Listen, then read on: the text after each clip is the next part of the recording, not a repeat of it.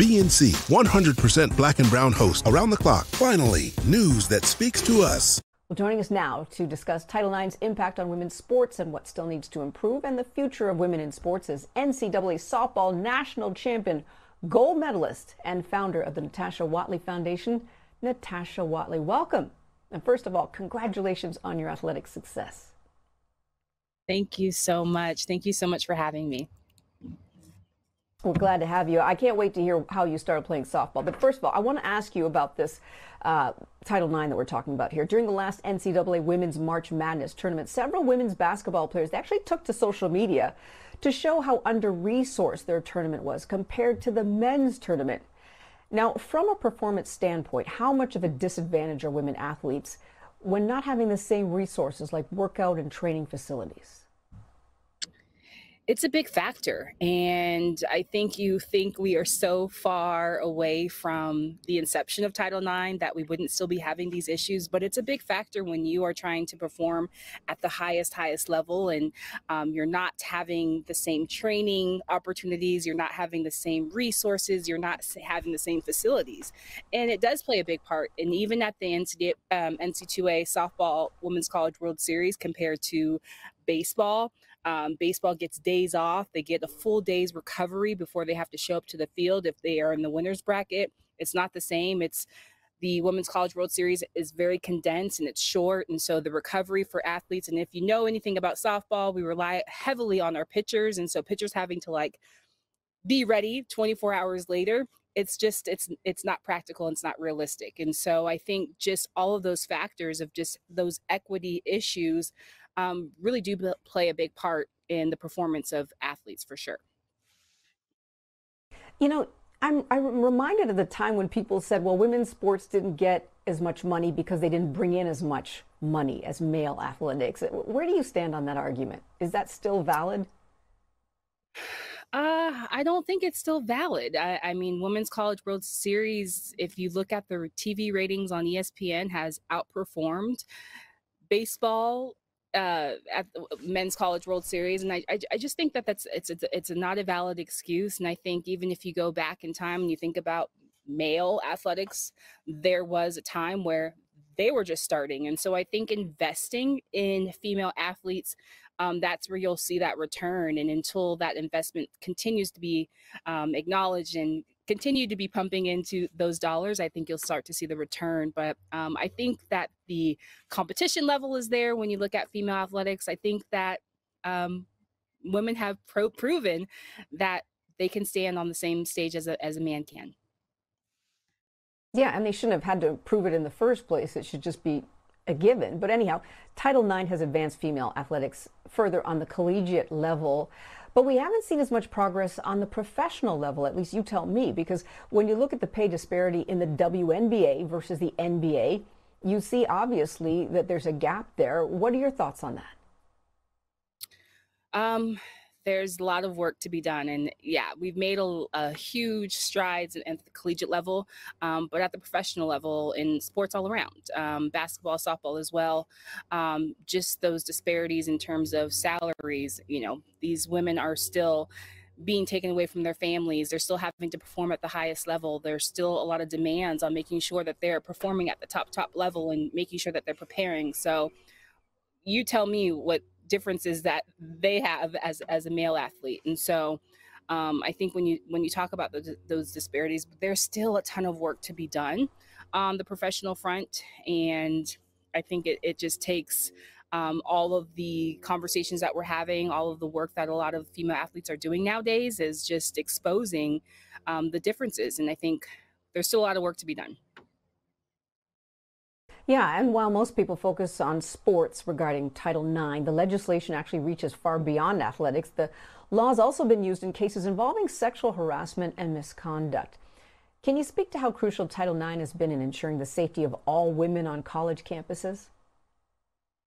Yes, I will say Title IX definitely in those regards have put a precedent and have put laws in place where a female can come and can speak out and use their voice and obviously bring awareness to those issues. And there's laws in place that support that. And I think that that's been such a great law that's been put in place. I have been a recipient of Title IX in terms of just, the law being set and so many women going before me. But I think just having those laws in terms of sexual discrimination, having those in place, I think it's tremendous being able to have that foundation, and it allows a lot more women to be more comfortable to come and to speak up against those issues for sure.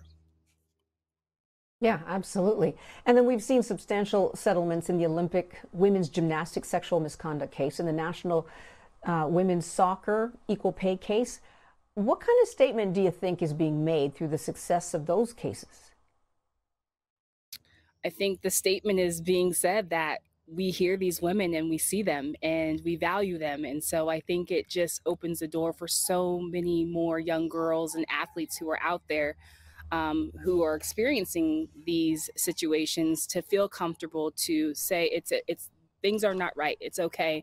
And I could, there's so many female athletes who think that anything that happens, whether it be sexual misconduct or whether it be a salary dispute, we should just be happy with what we have. We should be just happy with the situation that we're in, that happy with the opportunity that we have. And I think seeing cases like this allows other women to see, okay, if things aren't right, things aren't the way that I think that they should be going, I feel more than comfortable than raising my hand and speaking up and using my voice for sure.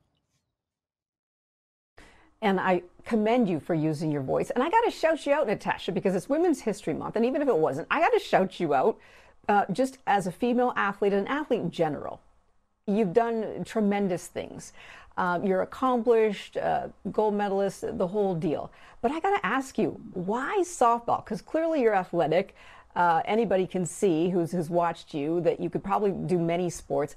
How and why did you choose that sport?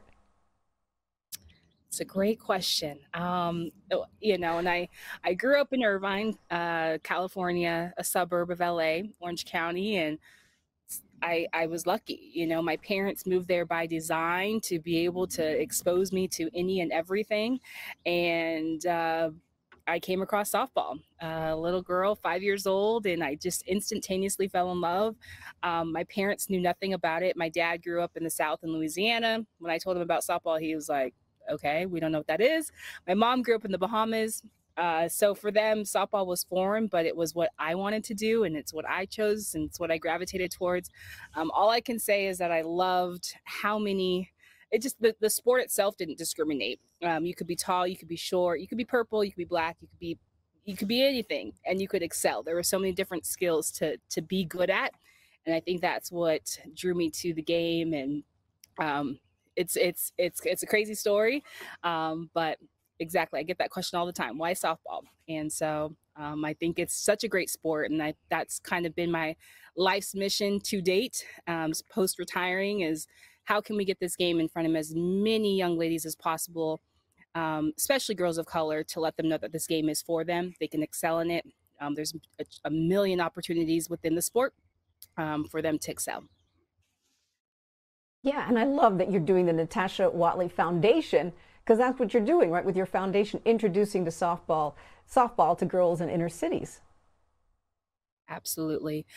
Bringing the game to them, just trying to lower the barrier of access, create more opportunities. I just want to put this game in front of them. And I can share my story a million times of how much this game has impacted my life, and being able to receive a scholarship, go to my college of dreams, going to UCLA, playing for my country, getting to wear USA across my chest, being a professional, playing overseas, like all of these things just coming from a young girl just falling in love with this game. And so it's just been kind of a purpose now of just getting this game in front of them.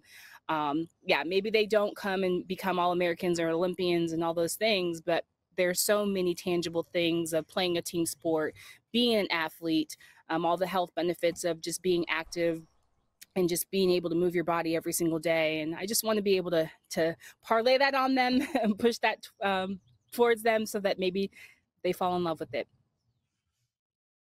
Good for you, Natasha. You're an awesome role model and an awesome athlete. Thank you so much for joining us today, Natasha Watley. Appreciate you being here on Amplified.